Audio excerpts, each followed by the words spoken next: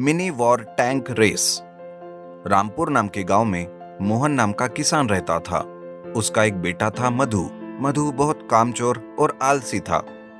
हमेशा मधु अपने पिताजी को आप क्या पुराने जमाने के हैं ऐसे ही बोलता था। एक बार मोहन अपने बेटे मधु से कहता है, अरे बेटा, मेरे साथ चलकर खेतों में मेरी मदद करो। अब कब तक ऐसे ही रहोगे? सांड हो चुके हो और काम का तो पता नहीं तुझे। अरे पापा, खेतों में काम, that is so down market you know. अबे ओए अंग्रेज के औलाद, खेतों में काम नहीं तो कहाँ काम करेगा? अभी तो थोड़ा घूमने फिरने दो, बाद में सोचता हूँ काम का। चलो मैं चलता हूँ। मधु हमेशा ऐसे ही बातें करता और मोहन कुछ नहीं कर पाता। उसी गांव में एक फौजी अपने परिवार के साथ रहता था। उसका भी एक अजय नाम का बेटा था। अब फौजी रिटायर होने वाला था। फौजी रिटायर होकर गांव में आता है। अपने साथ वो 2 मिनी वॉर टैंक लाता है। गांव वाले वो मिनी वॉर टैंक देखने के लिए भीड़ करते हैं। तब अजय कहता है, अरे ये क्या लाए पापा? लाए तो लाए इतना छोटा। क्या पापा आप भी ना? ऐसा कहकर अजय हंसने लगता है। तब उसकी माँ कहती है, ए अजय, चुप कर, बदतमीज कहीं का। पापा का ही मजाक उड़ा रहे हो, खुद तो कुछ करता नहीं। अजय, सरकार ने हमें गांव में बहुत सारी जमीन दी है। हम दोनों मिलकर बड़ी मेहनत से वहां काम करेंगे और फसल उगाएंगे। क्या कहते हो? छी पापा, मैं नहीं करूँगा खेतों में काम। तू तो खेतों में भी काम करने लायक नहीं है, जा यहाँ से। अजय वहां से चला जाता है। फौजी को बड़ा अजीब लगता है कि उनका बेटा किस तरह से बातें करता है। तब फौजी कहता है, अरे ये क्या हो गया अजय को? ये क्यों ऐसा बर्ताव कर रहा है? गांव में हर एक नौजवान ऐसा ही है, सब परेशान है इनसे। क्या करे क्या नहीं, कुछ समझ नहीं आ रहा। ये क्या हो रहा है मेरे देश के साथ?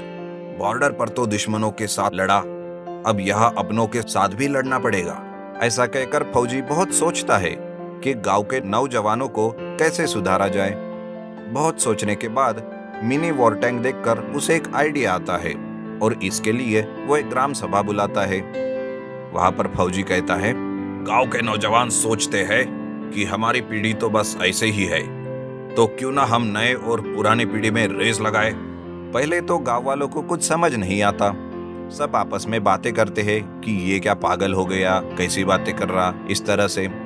तब फौजी कहता है, सुनो गांव वालों और नौजवानों, मेरे पास 2 मिनी वॉर टैंक है। क्यों ना हम उससे रेस करें? जो जीतेगा उसके बाद हारने वाले को माननी पड़ेगी। पर पापा, ये रेस किन दोनों के बीच होंगी? एक नए पीढ़ी का प्रतिनिधित्व करेगा और एक पुरानी पीढ़ी का। ये बात गांव वालों को बहुत पसंद आती है और सबकी सहमति से मिनी वॉर टैंक का आयोजन किया जाता है। पुराने पीढ़ी का प्रतिनिधित्व फौजी करते हैं और नई पीढ़ी का अजय। इस तरह मिनी वॉर टैंक रेस का दिन आता है। सभी गांव वाले बहुत उम्मीद से वो रेस देखने आते हैं। फौजी और अजय भी अपनी अपनी मिनी वॉर टैंक लेकर तैयार रहते हैं। थोड़ी ही देर में रेस चालू होती है। कभी अजय आगे होता है तो कभी फौजी। रेस बहुत रोमांचक होती जा रही थी। फौजी अपना मिनी वॉर टैंक की स्पीड बढ़ाता है। एक क्षण में अजय अपनी मिनी वॉर टैंक की स्पीड बढ़ा ही नहीं पाता और देखते ही देखते फौजी रेस जीत जाता है। वो कहता है, मेरे प्यारे नौजवानों, कोई भी काम छोटा या बड़ा नहीं होता और अभी मेहनत नहीं करोगे तो कब करोगे?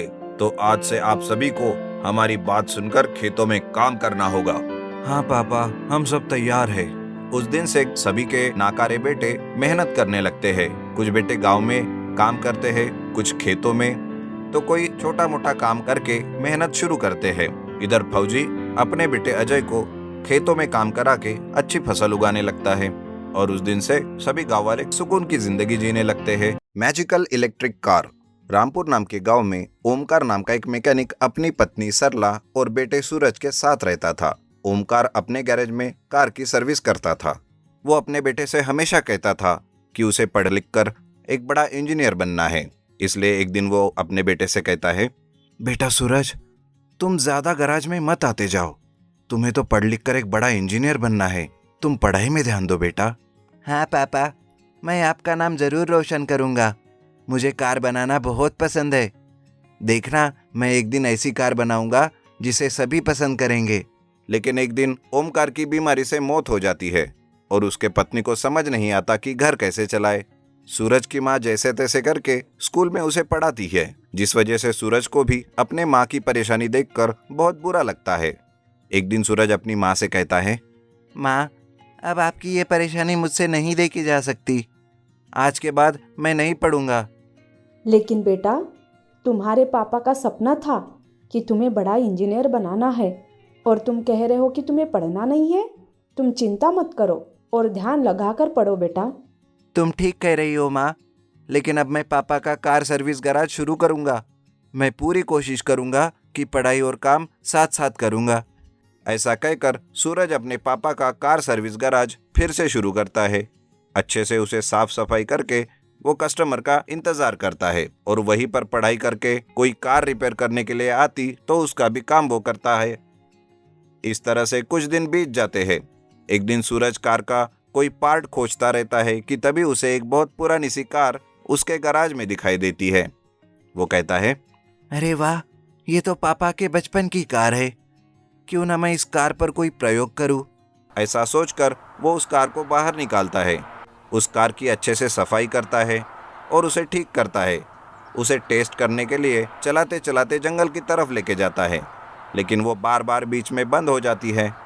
ऐसा करते करते सूरज कार को लेकर जंगल पहुंच जाता है और जंगल में जाकर वो कार खराब हो जाती है। तभी अचानक तेज तूफान आता है, जोरों से बिजलियां कड़कने लगती है और सूरज की कार भी खराब होने की वजह से वहां पर रुक जाती है। सूरज तूफान थमने का इंतजार करता रहता है कि तभी अचानक एक तेज बिजली कार पर आकर गिरती है और वो कार शुरू हो जाती है। ये देखकर सूरज बड़ा चौंक जाता है और सोचता है, अरे कमाल है, कार पूरी खराब हो गई है, फिर ये शुरू कैसे हो गई। सूरज उस कार को देखता ही रहता है कि तभी उसे कार से एक आवाज आती है, सूरज, इधर आओ सूरज, डरो मत, यहाँ आओ। सूरज धीरे धीरे उस कार के पास जाता है और तभी वो कार फिर से कहने लगती है, डरो मत सूरज, मैं तुम्हारी कार ही हूँ। उस तेज बिजली की वजह से मैं तुमसे बात कर सकती हूँ और हमेशा के लिए चल सकती हूँ। तुम्हें पेट्रोल की भी कोई जरूरत नहीं होगी। सूरज फिर भी बहुत डरा हुआ रहता है और वो दूर जाकर खड़ा रहता है। ये देखकर वो कार अपने आप ही उसके गोल गोल चक्कर काटने लगती है। कार से तेज बिजलियां निकलती है और रास्ते पर पड़े पेड़ को वहां से वो दूर फेंकती है। ये देखकर सूरज उसे पूछता है, तुम मुझे कोई नुकसान तो नहीं पहुंचाओगे ना। नहीं नहीं सूरज, मैं सिर्फ तुम्हारे लिए ही यहाँ आया हूँ। चलो अब घर चलते हैं। सूरज हिम्मत करके उस मैजिकल इलेक्ट्रिक कार में बैठ जाता है और घर पहुंच जाता है। रात में वो कार के बारे में ही सोचता रहता है। कितनी अच्छी बात है, अब मैं मेरी कार को लोगों की भलाई के लिए इस्तेमाल करूंगा। उस दिन से सूरज गांव में सबकी मदद करने के लिए कार का इस्तेमाल करने लगता है। अगर किसी को कहीं जाना है या कहीं से आना है या फिर किसी को अस्पताल जाना है, इस तरह से कार का वो इस्तेमाल करने लगता है। ये देखकर सूरज की माँ एक दिन उसे कहती है, ये मैजिकल इलेक्ट्रिक कार से तुम सबकी मदद तो कर रहे हो बेटा, लेकिन तुम्हारे पापा के सपने का क्या? तुम पढ़ाई बिल्कुल भी नहीं कर रहे हो।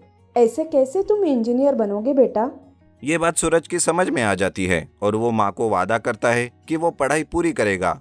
इस तरह वो कार के पास जाता है और उससे कहता है, सुनो मैजिकल इलेक्ट्रिक कार, अब हमारा साथ यही तक होगा।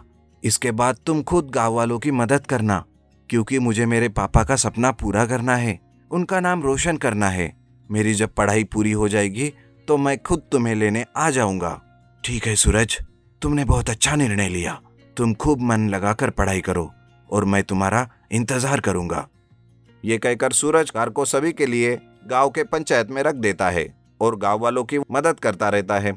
इस तरह से कुछ सालों के बाद सूरज अपनी इंजीनियरिंग की पढ़ाई खत्म करके वापस गांव आता है और गांव में एक फ्री ट्रांसपोर्ट सर्विस लगाकर अपनी कार को लेकर जाता है।